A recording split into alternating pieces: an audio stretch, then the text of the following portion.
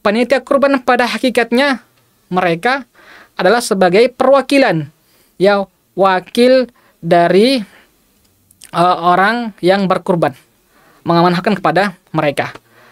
Otomatis tidak boleh panitia berinisiatif untuk ya serta-merta menjual ya kulit hewan kurban tersebut, kemudian mereka manfaatkan baik untuk masjid atau untuk misalnya maslahat panitia.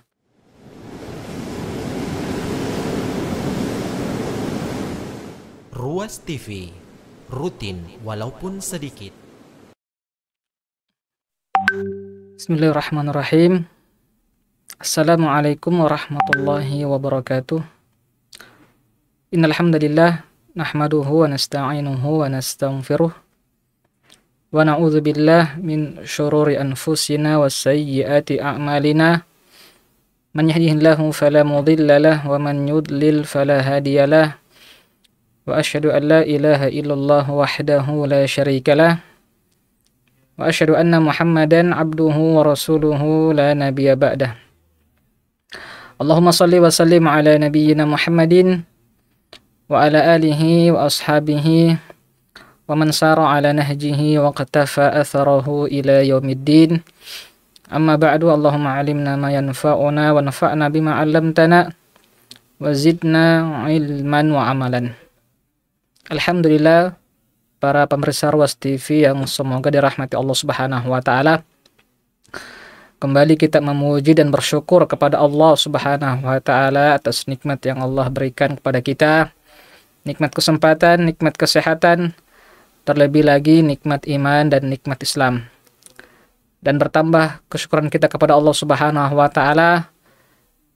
Allah Subhanahu wa taala kembali memberikan taufik, hidayah dan kesempatan kepada kita untuk bisa bertemu lagi di bulan Zulhijjah.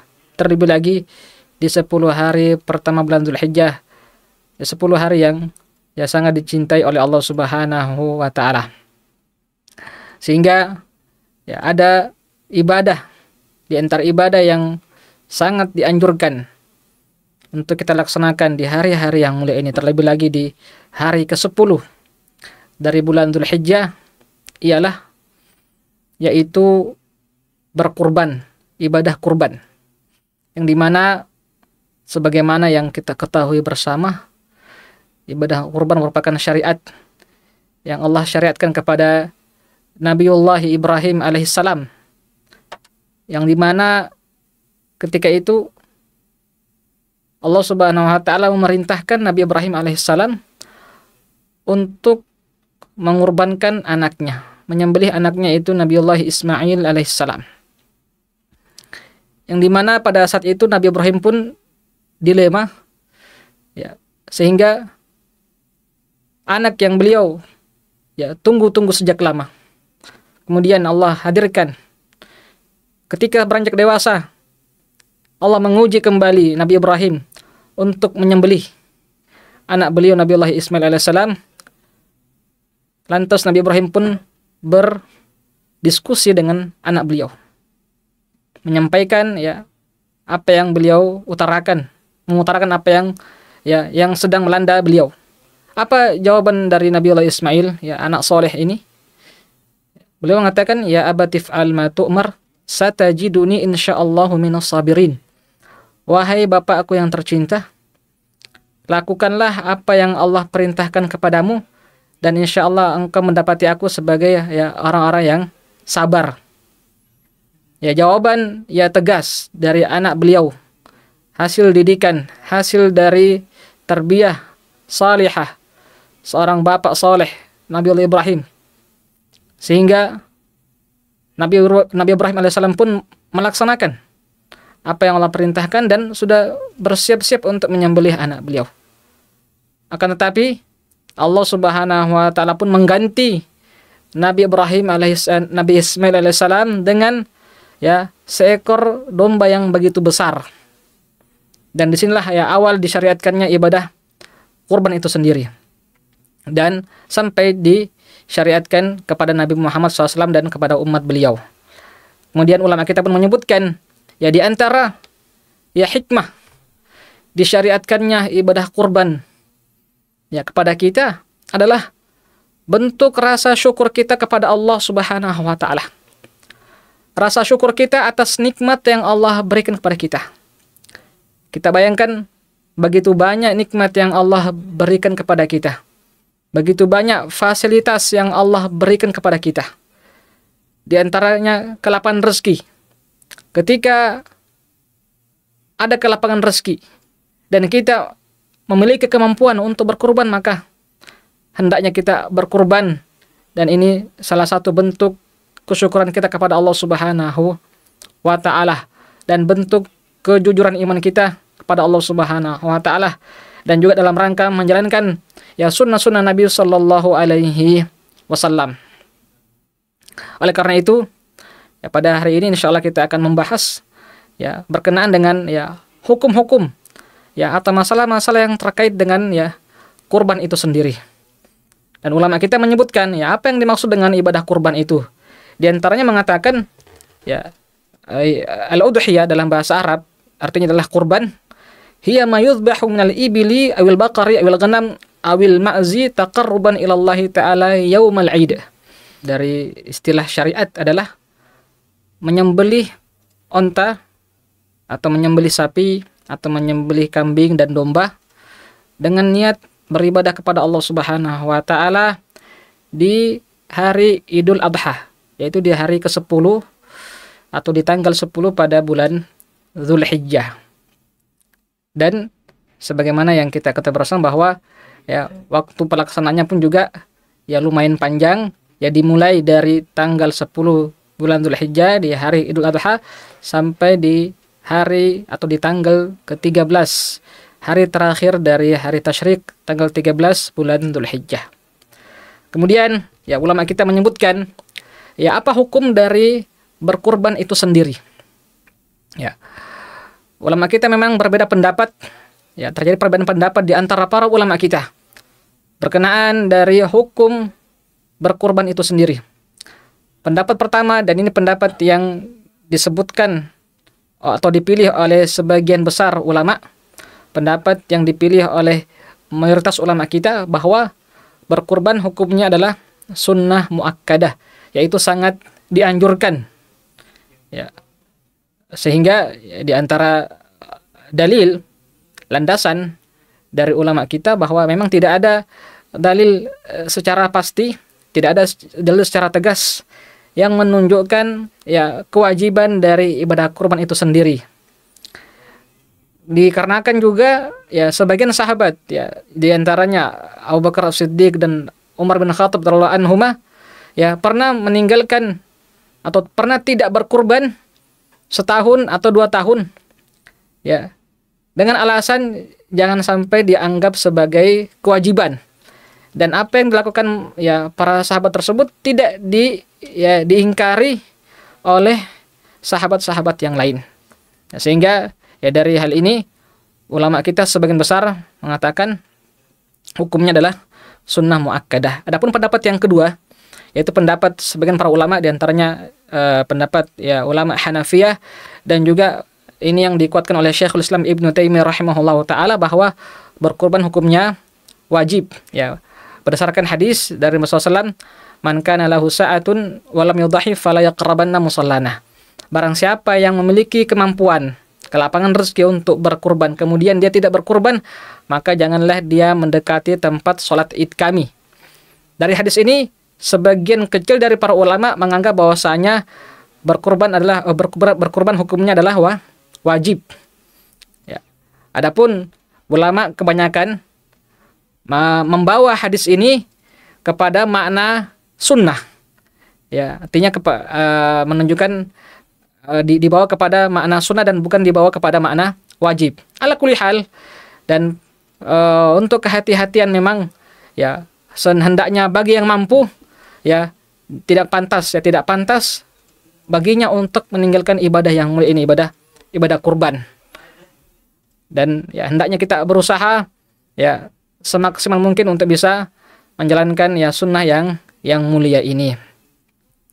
Kemudian ya ulama kita juga menyebutkan ya di antara syarat sah dari ibadah kurban itu sendiri Ya, yang pertama adalah ya hendaknya yang berkurban merupakan seorang muslim, ya orang yang beragama Islam. Sehingga orang yang non muslim ya kurbannya pun tidak sah. Kurbannya tidak sah.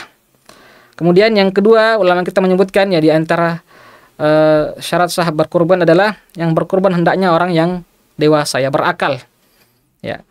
Kemudian juga di antara syarat sah berkurban adalah ya hendaknya memiliki kemampuan. Artinya memang dia memiliki kemampuan untuk berkurban, tidak memaksakan diri ya sampai mungkin ada yang berhutang. Ulama kita menyebutkan apa hukum dari ya berhutang. Ya, ketika orang berhutang dengan tujuan untuk berkurban.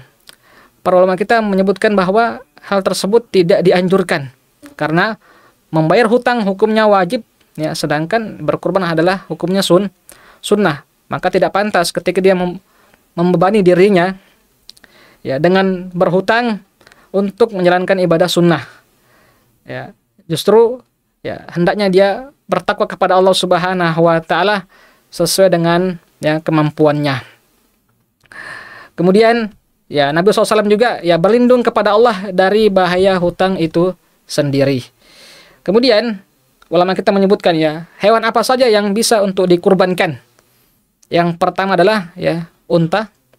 Kemudian yang kedua adalah sapi dan sejenisnya termasuk kerbau. Ulama juga menyebutkan ya kerbau termasuk hewan yang bisa dikurbankan karena dia sejenis dengan sapi.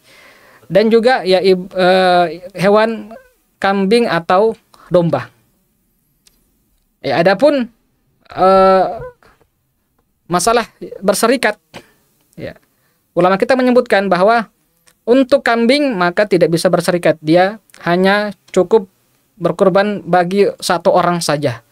Adapun berserikat pahala maka itu tanpa batas. Ya silakan dia bagi yang berkurban, ya dengan seekor kambing, ya dan tidak bisa berserikat di dalamnya, maka ya disilahkan dan dianjurkan untuk meniatkan pahala kurban untuk keluarganya juga yang tidak berkurban. Ya, yang masih hidup ataupun yang sudah meninggal, ya boleh dia niatkan pahala kurban untuk keluarganya dan makan ini dianjurkan. Adapun sapi dan unta, maka boleh di dalamnya ya berserikat. Ya, ketika berkurban sapi dan unta. Paling maksimal jumlah serikatnya atau ya jumlah orang yang berserikat pada kurban sapi atau unta itu maksimal 7 orang. Ya. Boleh juga ya orang satu orang berkurban dengan 1 ekor sapi itu boleh. Dan juga 1 orang berkurban dengan 1 ekor unta itu juga ya boleh dan itu juga lebih utama. Dan maksimal seperti yang kita katakan tadi kalau ingin berserikat maka maksimal ya 7. Ya boleh kurang dari 7 tidak masalah. Kemudian ulama kita juga menyebutkan ya bagaimana tentang batasan umur ya dari hewan yang bisa untuk dikurbankan. Yang pertama untuk hewan unta maka minimal berumur ya 5 tahun. Ya minimal unta tersebut berumur 5 tahun maka ini sudah bisa untuk dikurbankan. Adapun sapi maka minimal berumur 2 tahun maka ini sudah bisa dikurbankan. Adapun kambing ya, kambing minimal berumur 1 tahun dan bisa dikurbankan. Adapun domba maka minimal berumur 6 bulan maka bisa dikurbankan. Adapun kurang daripada itu maka tidak bisa. Dan ini berdasarkan apa yang disebutkan oleh Nabi Muhammad SAW dalam hadis beliau. Kemudian ya ulama kita menyebutkan ya di antara syarat sah berkurban adalah bahwa hewan yang dikurbankan juga ya selamat dari cacat. Dan cacat yang dimaksud di sini Nabi Muhammad SAW menjelaskan dalam hadis beliau bahwa ada 4 cacat ya yang beliau maksudkan. Dan ketika salah satu dari 4 cacat ini berada dan terdapat pada hewan yang mau dikurbankan, maka hewan tersebut ya tidak bisa dikurbankan, ya tidak sah kurbannya. Yang pertama kata beliau SAW yaitu al-aura al-bayyin awaruha. Yang pertama adalah jika ya aib atau cacat yang pertama adalah jika hewan ternak tersebut atau hewan tersebut ya salah satu matanya ya yaitu memiliki buta ya. Jika salah satu dari matanya buta. Ya, salah satu dari matanya buta atau istilahnya picak sebelah. Ya, jika ya buta sebelah matanya ya dan jelas ya kebutaannya ya, maka ini termasuk cacat yang mempengaruhi dan menyebabkan ya hewan tersebut tidak bisa dikurbankan. Ini yang pertama.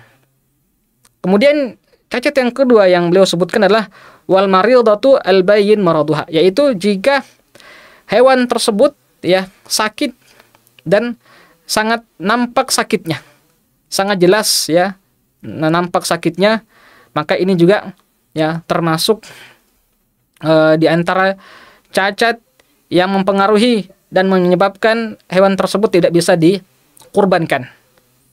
Kemudian yang ketiga wal arja al bayyin arjuha. Ya, di antara cacat yang beliau maksudkan SAW adalah yaitu ketika hewan tersebut pincang dan sangat nampak dan sangat jelas pincangnya. Ya, kalau seperti ini maka ya hewan ini tidak bisa dikurbankan. Ya, kurbannya tidak sah. Kemudian yang keempat kata Rasulullah SAW adalah wal ajfa allati la tunqi, yaitu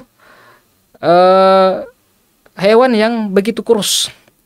Ya, kurus sekali. Ya, tidak ada sumsumnya misalnya. Ya, sangat kurus. Ini ulama kita menyebutkan ya, kalau hewan tersebut sangat kurus ya, maka termasuk cacat yang mempengaruhi dan menyebabkan hewan tersebut tidak bisa dikurbankan. Dan inilah ya keempat cacat yang disebutkan oleh Nabi Muhammad SAW.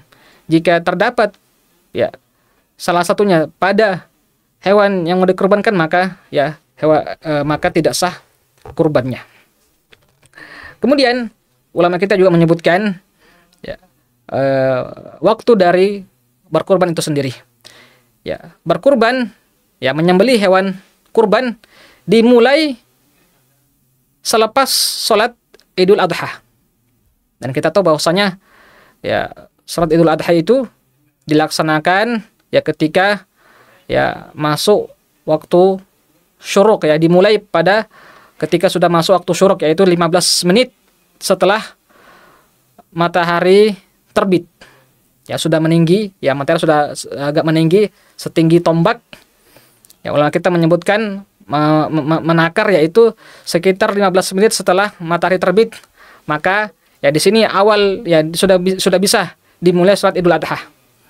Dan ketika sudah selesai salat Idul Adha dan juga selesai mendengarkan khutbah Id, maka ya disitulah waktu yang dibolehkan ya disunahkan untuk menyembelih hewan kurban, dan berakhir di tanggal 13 Zulhijjah atau ya sebelum matahari terbenam, ya berakhir di sebelum matahari terbenam di tanggal 13 Zulhijjah, ya hari terakhir dari hari tasyrik.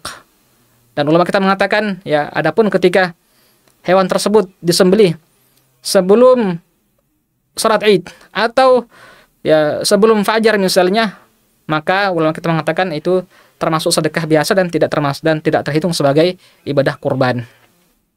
Kemudian ya di antara hal yang perlu kita perhatikan, ulama kita menyebutkan adalah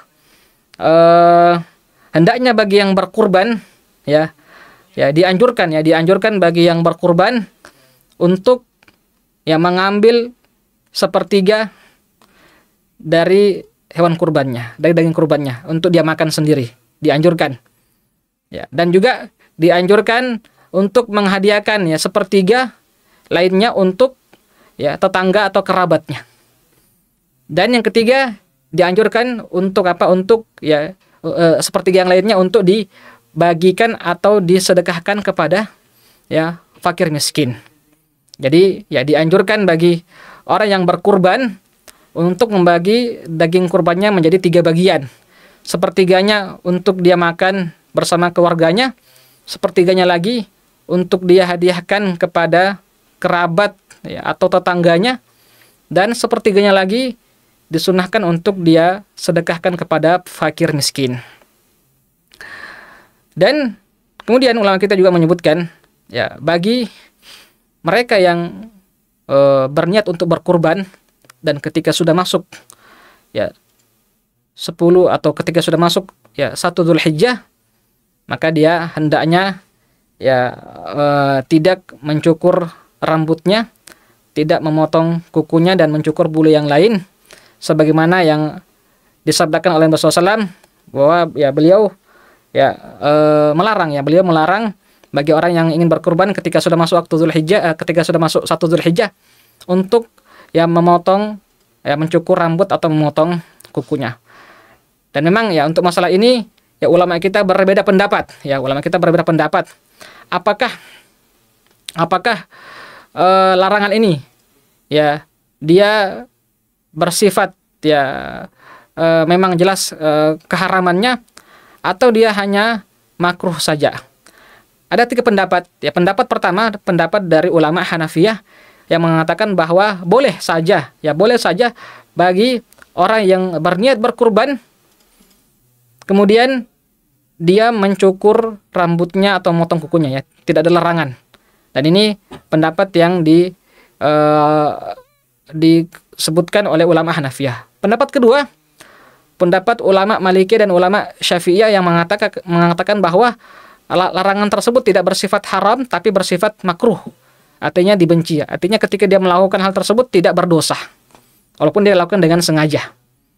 Dan pendapat yang ketiga yaitu pendapat dari ulama Hanabilah mengatakan bahwa larangan tersebut bersifat haram lantas ketika ada yang berniat berkurban dan sudah masuk 1 Dzulhijjah dan dia dengan sengaja memotong rambutnya, memotong kukunya tanpa ada uzur yang dibenarkan, maka ulama kita sebagian mengatakan itu hukumnya berdosa dan wajib dia bertobat dan tidak ada kafar atau tidak ada fidyah.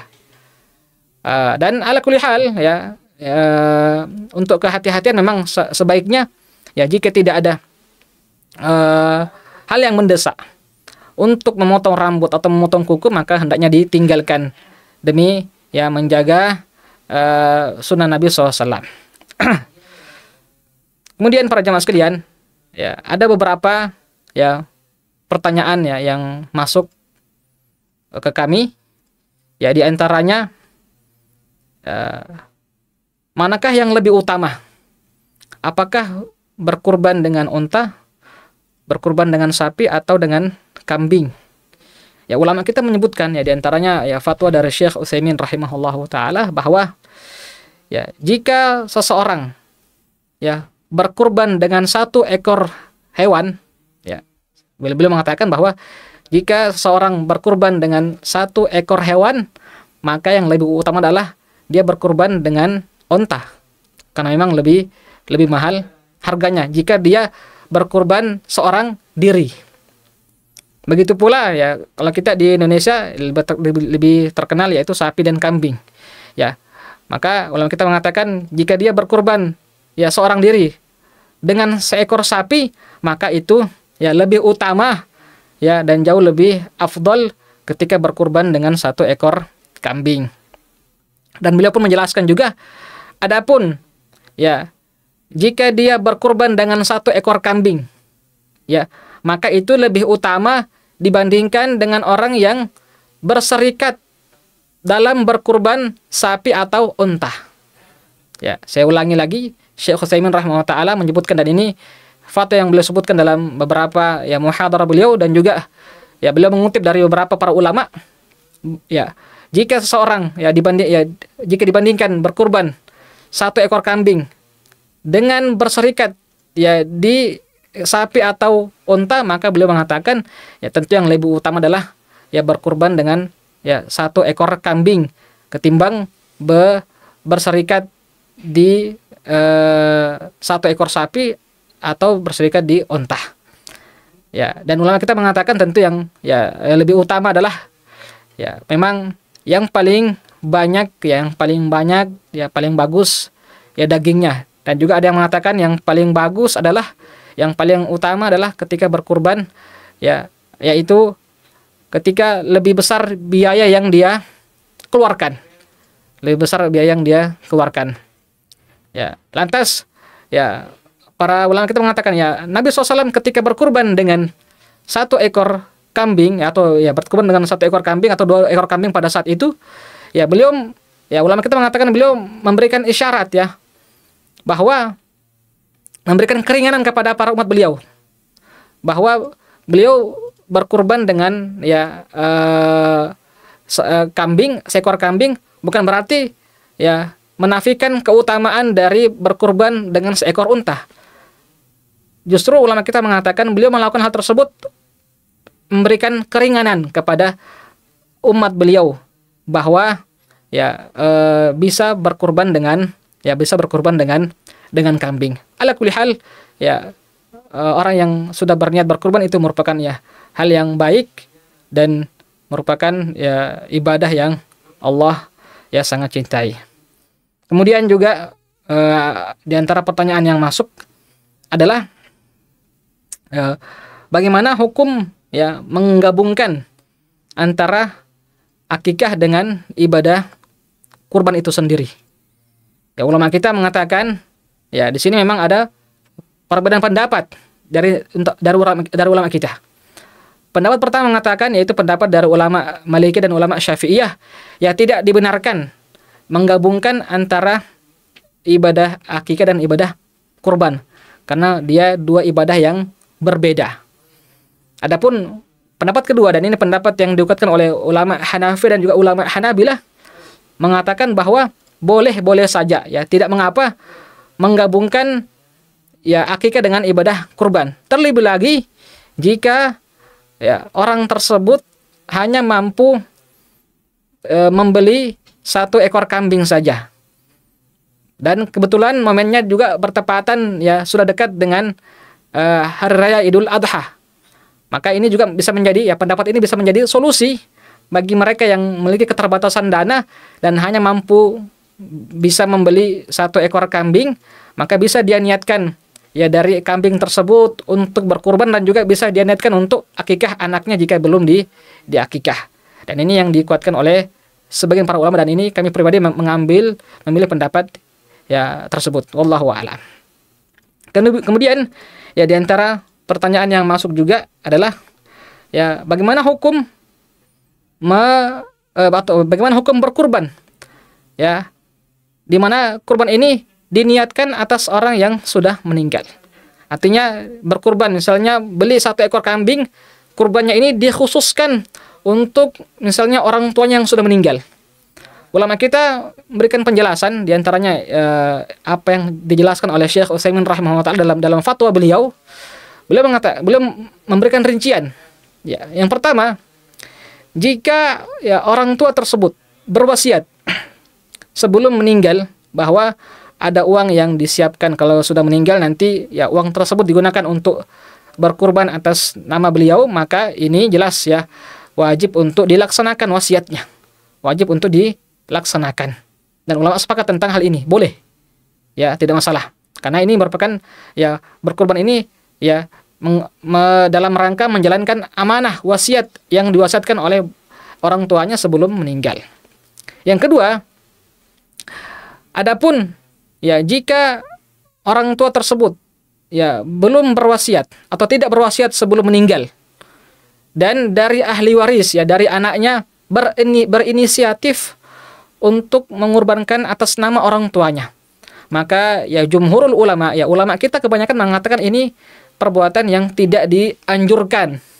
Ya, tidak dianjurkan. Kenapa? Karena memang ya tidak ada riwayat yang sahih, ya tidak ada dalil yang menegaskan tentang kebolehan hal tersebut. Jadi mengkhususkan kurban untuk orang yang sudah meninggal, ya baik orang tua ataupun selainnya, tanpa ada wasiat sebelumnya, maka ini menurut ulama kita sebagian besar ya tidak dianjurkan. Walaupun kita tidak pungkiri ada sebagian ulama yang membolehkan hal tersebut. Ala kulli hal ya menghindarinya jauh lebih baik. Dan yang ketiga, beliau mengatakan ya solusi dari apa yang beliau jelaskan adalah jika tidak dianjurkan mengkhususkan kurban untuk orang yang sudah meninggal, maka solusinya adalah orang yang masih hidup seharusnya dialah yang berkurban. Ya, biarkan orang yang masih hidup itu dia yang berkurban. Kemudian adapun berserikat pahala, maka dia niatkan juga pahala kurbannya untuk ya orang tuanya yang sudah meninggal. Maka ini boleh dan ini dianjurkan. Ya, jadi yang afdol dan yang lebih utama adalah silakan ya bagi yang masih hidup untuk berkurban ya dengan dananya sendiri, dia berkurban. Kemudian dia niatkan pahala berkurbannya untuk keluarganya yang tidak berkurban, baik yang masih hidup ataupun yang sudah meninggal. Dan ini yang disebut oleh Syekh Utsaimin rahimahullah taala. Jadi ini adalah di antara solusi ya. Jadi ya lebih afdal adalah kalau orang yang masih hidup yang berkurban. Adapun untuk berserikat pahala maka dia tanpa batas. Ya, tidak ada batasan. Ya, silakan dia niatkan kurbannya atau niatkan pahala kurbannya untuk keluarganya yang masih hidup ataupun yang sudah meninggal. Ya, kemudian ya wallahu alam ya. Kemudian di antara pertanyaan yang masuk juga ya, bagaimana hukum ya menjual ya daging kurban ini? Ulama kita menjelaskan juga ya bahwa pertama, daging kurban yang sudah dibagikan oleh panitia ya, daging kurban yang sudah diberikan oleh panitia baik diberikan kepada fakir miskin dan dihadiahkan kepada penyelenggara kurban dan dihadiahkan kepada kerabat ya, maka ketika sudah dibagikan hewan kurban tersebut baik kepada fakir miskin, maka fakir miskin tadi yang menerima hewan kurban tersebut atau daging kurban tersebut, maka itu sudah menjadi milik dia dan dia berhak untuk menggunakan memanfaatkan daging kurban tersebut ya sesuka dia. Artinya kalau dia mau menjualnya tidak masalah ya, dia mau jual silakan, dia mau manfaatkan, dia mau masak untuk keluarganya maka tidak masalah, selama daging kurban ini sudah dibagikan kepada ya kepada orang-orang yang dia niatkan.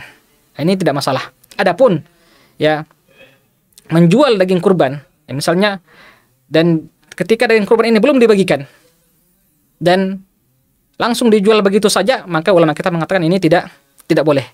Ya, bahkan dalam hadis disebutkan ya, barang siapa yang menjual ya kulit dari daging kurban tersebut ya dan sebelum dibagi, maka ya tidak ada pahala kurban baginya. Jadi perlu kita ketahui bersama bahwa daging kurban boleh dijual ketika sudah berpindah status.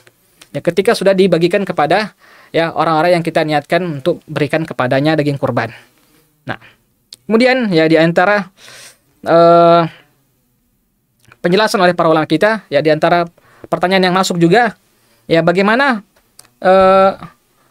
hukum ya memakan ya semua daging kurban yang kita kurbankan. Misalnya kita berkurban 1 ekor kambing, atau kita berserikat dalam berkurban sapi misalnya. Kemudian kita ambil semua bagian kita dan kita tidak bagikan. Maka ini juga kata Syekh Utsaimin rahimahullah ini termasuk kesalahan, kekeliruan. Karena kenapa? Ya, daging kurban ini seperti yang Allah sebutkan dalam Al-Qur'an ya, bahwa Allah mengatakan, berfirman, wa at'imul ba'isal faqir. Ya, di antara tujuan dari ibadah kurban adalah untuk juga memberikan makanan kepada ya fakir miskin. Sehingga ketika daging kurban tersebut ya diambil semua oleh pemilik kurban, maka ini termasuk kekeliruan dan hendaknya dipertakwa kepada Allah Subhanahu wa taala. Jadi silakan dia bagi, ya, tetap wajib untuk dibagikan walaupun sedikit, tidak masalah. Ya, walaupun kurang dari 1 kilo misalnya, atau mungkin hanya setengah kilo, atau 1/4 kilo, tidak masalah. Yang penting dia sudah bagikan. Adapun ketika dia gunakan dan manfaatkan sendiri hewan kurban tersebut, maka ulama kita mengatakan ini termasuk ke kekeliruan. Kemudian ulama kita juga menyebutkan ya, ya di antara hal yang perlu kita perhatikan bersama adalah ya, bagaimana cara menyembelih hewan kurban yang benar. Ya, di antara sunnah ya, dan hal yang perlu kita perhatikan untuk menyembelih hewan kurban terlebih lagi bagi tukang jagal, ya memang afdolnya adalah orang yang berkurban dialah yang menyembelih hewan kurbannya. Itu yang afdol, itu yang sunnah. Adapun jika diwakilkan maka tidak masalah. Ya, silakan diwakilkan. Kemudian bagi tukang jagal ya disunnahkan untuk apa? Membaringkan hewan kurbannya ya di atas lambung kirinya menghadap kiblat, ya disunahkan untuk menghadap kiblat. Dan ada 4 urat yang perlu kita perhatikan dalam menyembelih hewan kurban. Ulama kita mengatakan ya ada namanya al-hulqum. Al-hulqum ini adalah ya saluran pernapasan atau dikatakan sebagai tenggorokan. Dan ini harus putus. Dan yang kedua adalah al-mari, yaitu saluran makanan atau lebih dikenal sebagai kerongkongan. Ini juga ya harus putus. Dan yang ketiga dan yang keempat adalah 2 urat besar tebal, yaitu saluran darah yang dikenal sebagai ya vena dan arteri. Maka ulama kita mengatakan kalau ya keempat-empatnya ini putus, maka ini yang afdol. Adapun jika hanya 3 urat yang putus, misalnya ya saluran artinya tenggorokan yang putus dan juga saluran makanan yang putus, kemudian salah satu dari saluran darah yang putus, artinya hanya 3 saja, maka ini sudah sah ya, sudah sah penyembelihannya. Dan afdalnya adalah kalau ya potong semua atau dia putus keempat urat tersebut. Wallahu taala a'lam. Ya. Kemudian di antara pertanyaan yang masuk juga para jemaah sekalian, bagaimana hukum bagaimana hukum memberi upah kepada tukang jagal? Ini juga di antara pertanyaan yang sering masuk. Ya. Bolehkah tukang jagal meminta upah dari daging hewan kurban itu sendiri? Ulama sepakat bahwa tidak dibenarkan bagi tukang jagal untuk menerima upah dari daging kurban yang telah dia sembelih. Ya, tidak boleh. Ya, kenapa? Karena memang dalam hadis sudah disebutkan ya. Dalam hadis disebutkan bahwa ketika Nabi SAW ya menyembelih 100 onta dan beliau menyembelih sebagian besar, kemudian minta tolong kepada Ali bin Abi Thalib. Beliau minta tolong kepada Ali bin Abi Thalib radhiyallahu anhu untuk dibantu dalam pengurusan ya penyembelihan, melanjutkan penyembelihan dan juga membantu dalam pembagian distribusi daging kurban tersebut. Dan disebutkan dalam hadis tersebut bahwa ya dilarang, ya Nabi SAW melarang memberi upah kepada tukang jagal dari ya bagian hewan kurban, baik ya dagingnya atau kepalanya atau kulitnya. Tidak boleh diupah dari dari hewan kurban itu. Ya. Makanya beliau mengatakan dalam hadis tersebut dikuatkan, beliau mengatakan bahwa ya justru kami mengupah tukang jagal tersebut dari uang kami pribadi. Artinya memang panitia kurban sudah ya seharusnya sudah sebaiknya memang menyiapkan gaji khusus, upah khusus di luar dari daging kurban tadi untuk mengupah tukang jagal. Adapun memberikan hadiah kepada tukang jagal ataupun panitia, maka itu boleh, tidak masalah. Jadi misalnya tukang jagal tadi sudah menerima upah berupa uang, ya, uang gaji dari jagalnya tersebut, itu boleh, jelas ya, tidak masalah. Kemudian ketika panitia menghadiahkan sebagian daging kurban untuk tukang jagal dan juga panitia kurban, maka itu tidak masalah, itu boleh ya. Jadi niatnya harus dibedakan ya. Dan inilah pentingnya niat ya. Ketika memberikan daging kurban kepada tukang jagal, diniatkan itu bukan sebagai upah, akan tetapi diniatkan sebagai bentuk hadiah ya, ataupun sedekah jika tukang jagal tersebut tidak mampu. Jadi niatnya ini harus diperjelas ya. Memberikan daging kurban ke tukang jagal ini bukan dalam rangka mengupahnya, akan tapi memberikan hadiah ya atau sedekah kepadanya ya. Wallahu taala a'lam. Ini ya beberapa ya pertanyaan yang masuk kepada kami terkait tentang ya hukum atau fikih kurban. Wallahu taala alam. Nah, kami persilakan, mungkin masih ada pertanyaan yang ingin ditanyakan. Ya, fadhal. Baik, ini pertanyaannya, Ustaz. Begini, Ustaz. Apakah boleh kita sendiri yang memotong hewan kurban kita, Ustaz? Ya, Dan itu kita sudah sebutkan tadi ya. Afdolnya memang ya, afdolnya dan sunnahnya adalah bagi orang yang berkurban dia sendiri yang menyembelih hewan kurbannya. Itu afdolnya. Adapun jika dia tidak berpengalaman atau belum berpengalaman, maka boleh dia wakilkan, dan sebaiknya dia melihat hewan kurbannya disembelih. Ini afdolnya. Dan juga yang kedua tadi kami ada luput, yaitu bagi yang tukang jagal tadi ya, hendaknya wajibnya bagi tukang jagal sebelum dia menyembelih dia mengucapkan ya bismillah ya. Kemudian dia menyebutkan ya, sunnahnya dia menyebutkan ya nama-nama yang berkurban ya. Dan adapun lafaz Allahu Akbar itu hukumnya sunnah. Dan yang paling wajib adalah dia mengucapkan ya bismillah dengan menyebut nama Allah. Allahu a'lam. Nah. Baik, pertanyaan selanjutnya Ustaz. Afwan, bagaimana kalau sementara cukur rambut Ustaz, baru ingat kalau sudah niat kurban dan sudah masuk 1 Zulhijjah, apakah cukurnya dihentikan atau dilanjutkan Ustaz? Ya, barakallahu fikum. Ya, adapun jika orang ya sementara cukur rambut, kemudian dia cukur rambut karena lupa dan sudah masuk 1 Zulhijjah, dan dia baru ingat ternyata dia juga niat kurban dan sudah masuk 1 Zulhijjah, maka tentu pertama dia tidak berdosa karena dia lupa. Dan yang kedua, apakah dia lanjutkan atau dia cukupkan saja? Masalahnya kalau dia tidak lanjutkan, maka potongannya juga tidak bagus ya.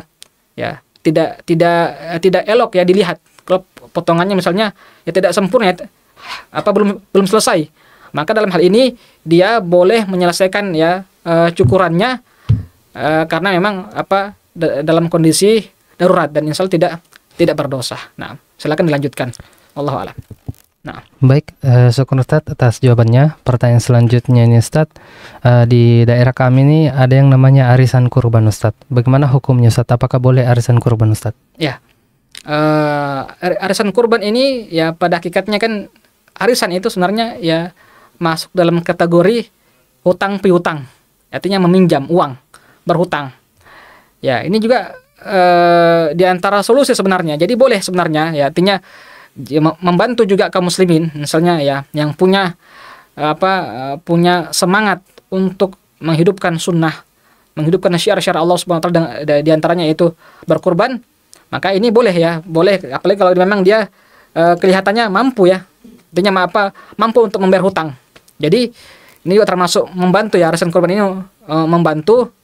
Ya, jadi jika memang niatnya untuk jelas ya ibadah, maka ya silakan arisan kurban dengan catatan ya, perlu ada catatannya. Kenapa?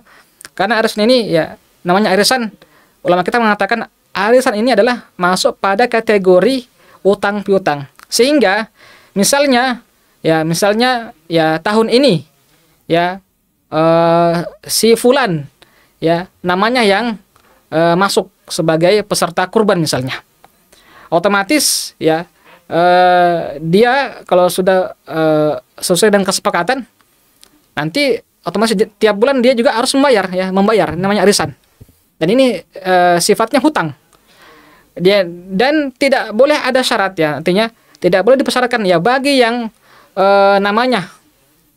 kalau namanya masuk sebagai peserta kurban ya pada tahun ini, diwajibkan wajib baginya untuk menjamu ya para peserta arisan yang lain ya, artinya memberikan makanan kecil ataupun makanan berat. Ini ulama kita mengatakan ini tidak boleh karena ini termasuk riba. Jadi silakan arisan tapi tidak boleh mempersyaratkan ya bagi peserta yang namanya masuk ya untuk mendapatkan haknya sebagai arisan tadi, tidak boleh dipersyaratkan, diwajibkan untuk untuk menjamu peserta arisan yang lain. Karena kenapa itu termasuk riba? Apa dalilnya? Dalam kaidah fikih disebutkan ya kullu qardin jara naf'an fa huwa riba. Setiap hutang piutang yang mendatangkan manfaat kepada pemberi utang, maka itu hukumnya adalah riba. Jadi begini maksudnya. Jadi supaya kita pahami ya, orang yang ketika namanya masuk ya misalnya ya dia masuk dalam slot ya pemenangnya misalnya ya, dia terpilih untuk sebagai peserta kurban pada tahun ini, otomatis ya dia harus membayar cicilan ya kurban setiap bulannya kepada ya teman-teman yang lain. Dan itu artinya apa? Membayar hutang kan? Itu membayar hutang.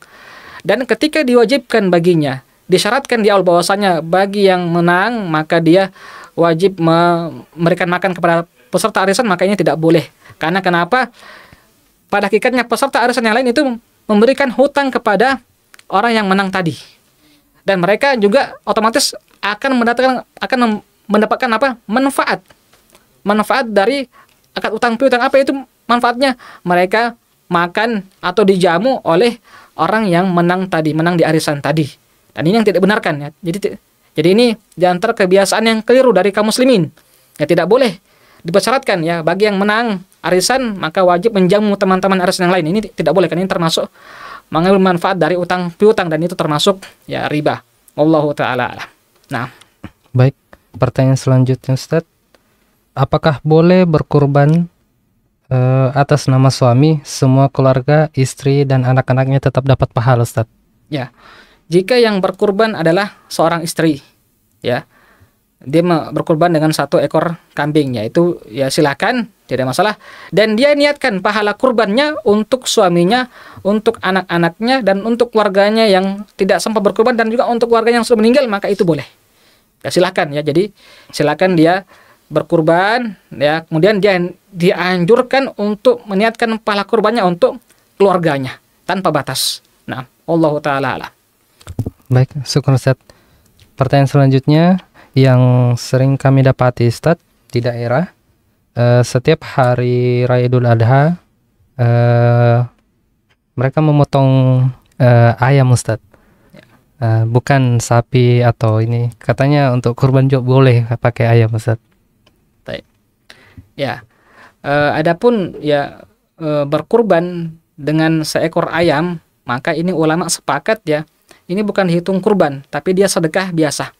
Karena kurban itu memang dia merupakan ibadah khusus dan hewannya juga tertentu. Dan dalam syariat kita diatur bahwasanya dikatakan hewan kurban yaitu ya onta, sapi dan juga kambing, ya, atau juga ya sapi dan juga sejenis yaitu kerbau. Atau kambing atau sejenisnya adalah domba. Adapun selain itu seperti ayam atau kuda, maka ini tidak termasuk hewan kurban. Jadi kalau dia disembelih pada hari itu silakan disembelih, tapi tidak dapat pahala kurban, tapi dia dapat pahala biasa ya, atau pahala sedekah biasa. Jadi ya ayam tidak termasuk hewan yang bisa dikurbankan. Nah, wallahu taala alam. Baik, pertanyaan selanjutnya Ustaz dari Ummu Bias di Jambi. Bolehkah Ustaz kita berkorban dengan niat sama dengan disatukan niatnya dengan akikah Ustaz? Oh ya, tadi ini kita sudah sampaikan ya. Ulama kita memang berbeda pendapat ya. Apakah boleh meniatkan kurban sekaligus akikah? Ulama sebagian mengatakan, dan ini pendapat ulama Maliki dan ulama Syafi'iyah mengatakan bahwasanya tidak boleh menggabungkan ibadah kurban dengan ibadah akikah. Karena ini dua ibadah yang berbeda.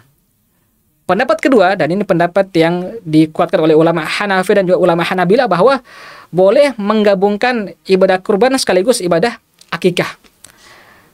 Dan ini pendapat yang kami pilih ya, kami pribadi lebih cenderung memilih pendapat kedua, yaitu bolehnya menggabungkan ibadah kurban dan ibadah akikah. Terlebih lagi jika memang dananya terbatas ya, hanya mampu membeli 1 ekor kambing dan bertepatan dengan hari raya kurban, maka ya bisa dia niatkan kurban dan juga sekaligus niatkan untuk akikah anaknya yang belum dia akikah. Dan ini menjadi solusi juga. Nah, wallahu taala alam. Baik, pertanyaan selanjutnya Ustaz. Saya adalah tulang punggung di rumah Ya. dan pengen sekali di tahun ini untuk kurban Ustaz. Di sisi lain lagi, orang tua masih punya utang Ustaz. Jadi saya sebagai anak tulang punggung ini, apakah saya wajib melunasi dulu utangnya orang tua baru berkurban, atau berkurban dulu nanti tahun depan untuk melunasi utangnya Ustaz? Ya. Ini ulama kita sebutkan ya, di antaranya ya fatwa dari Syekh Utsaimin rahimahullahu taala dalam beberapa kajian beliau, bahwa jika ada orang yang memiliki hutang, kemudian dia juga berniat untuk berkurban, manakah yang lebih didahulukan? Ulama kita mengatakan yang lebih dahulukan adalah yang wajib. Yang wajib adalah bayar hutang. Jadi dia seharusnya mendahulukan yang wajib. Dan di sini yang wajib bagi dia adalah membayar hutang. Terlebih lagi yaitu hutang orang tuanya yang dimana dia berkewajiban untuk apa? Untuk ya membantu orang tuanya. Artinya dia tulang punggung ya. Orang tuanya sudah tidak bisa bekerja dan dia sebagai tulang punggung orang tuanya, maka dalam hal ini dia membayarkan hutang orang tuanya itu lebih utama. Dan insya Allah kalau ada kesempatan ya insya Allah dia bisa berkorban di tahun berikutnya. Wallahu ta'ala alam. Baik, pertanyaan terakhir Ustadz Ya. di waktu yang tersisa ini tentang panitia kurban Ustadz. Bolehkah menjual kulit dari hewan kurban tersebut Ustadz? Ya, ini pertanyaan yang bagus ya. Ya, bagaimana hukum panitia kurban menjual kulit ya hewan kurban itu sendiri? Perlu kita ketahui bersama ya bahwa sebagian orang menganggap bahwa panitia kurban itu sama dengan panitia zakat atau amil zakat. Padahal ulama kita mengatakan ini dua hal yang berbeda. Ya, amil zakat atau panitia zakat itu jelas memang ada bagiannya, mereka berhak dapat harta zakat karena memang disebut dalam Al-Qur'an ya bahwa di surat At-Taubah ayat 60 itu amil zakat atau petugas zakat dia termasuk orang yang berhak dapat ya harta zakat, boleh.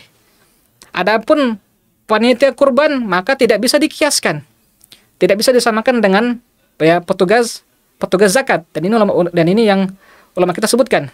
Sehingga panitia kurban pada hakikatnya mereka adalah sebagai perwakilan ya, wakil dari orang yang berkurban, mengamanahkan kepada mereka. Otomatis tidak boleh panitia berinisiatif untuk ya serta-merta menjual ya kulit hewan kurban tersebut kemudian mereka manfaatkan baik untuk masjid atau untuk misalnya maslahat panitia. Jadi di antara solusinya yang ulama kita sampaikan adalah untuk kulit hewan kurban ini ya silakan ya kita hadiahkan ya. Hadiahkan kemana? Ya kita hadiahkan kepada, kalau memang kita ingin hadiahkan kepada panitia itu boleh. Tapi bukan diniatkan sebagai upah. Sekali lagi untuk kulit sapi atau seperti kepala sapi dan semisalnya ini kita hadiahkan kepada panitia itu boleh, tidak masalah. Dan bukan diniatkan sebagai upah. Ya, kita niatkan kita berikan sebagai apa? Sebagai hadiah. Dan jika panitia ingin menjual dari kulit yang sudah dihadiahkan kepadanya maka itu yaitu hak dia. Karena memang ini sudah menjadi sudah pindah status. Jadi ya tidak boleh serta-merta hewan kurban tersebut langsung dijual oleh panitia kurban. Tetapi panitia yang mengurus tadi memberikan hadiah kepada panitia yang lain ya. Ini dihadiahkan ya, ini hadiahnya. Ya, ini hadiah silakan dimanfaatkan ya. Kalau dia mau jual maka itu hak dia ya. Jadi seperti itu. Jadi inilah pentingnya niat ini. Dan jangan dianggap sepele. Ya, bahkan sebagian orang juga ya keliru ya, ini juga perlu kami sampaikan. Sebagian orang atau panitia justru ya mengambil ya sebagian hewan kurban tersebut ya untuk ya mereka makan-makan misalnya. Ulama kita sebutkan ya, kalau ya panitia tadi ya langsung mengambil ya hewan kurban tersebut dan mereka gunakan untuk ya sebagai konsumsi panitia. Ini perlu harus dijelaskan. Ya, jika memang panitia tadi ya panitia yang bekerja sebagai panitia kurban. Jika hewan kurban tersebut ya dihadiahkan, ya sekali lagi jika dihadiahkan kepada panitia, kemudian panitia yang kerja tadi memberikan bagian hewan kurban mereka untuk dimasak ya dan dikonsumsi untuk panitia kurban, maka itu tidak masalah. Adapun ya panitia yang berinisiatif langsung mengambil ya hewan kurban dan langsung dimasak, maka ini tidak dibenarkan. Tidak dibenarkan. Jadi harus jelas mekanismenya harus jelas, akadnya bahwasanya ya ini ya hewan yang dimasak ini atau daging yang dimasak ini merupakan ya hadiah yang diberikan kepada panitia kurban, dan panitia kurban ya sudah menyedekahkannya atau memberikan hadiah juga kepada panitia yang lain untuk dimasak. Jadi seperti itu ya solusinya. Ya, wallahu taala alam ya, semoga ya Allah Subhanahu wa taala memberikan keberkahan dan taufik ya kepada kita semua atas apa yang kita ya pelajari, dan semoga ya ibadah kurban kita diterima oleh Allah Subhanahu wa taala dan diridhoi olehnya. Kita tutup dengan doa kafaratul majlis. Asyhadu an la ilaha illa anta astaghfiruka wa atubu ilaik. Assalamualaikum warahmatullahi wabarakatuh.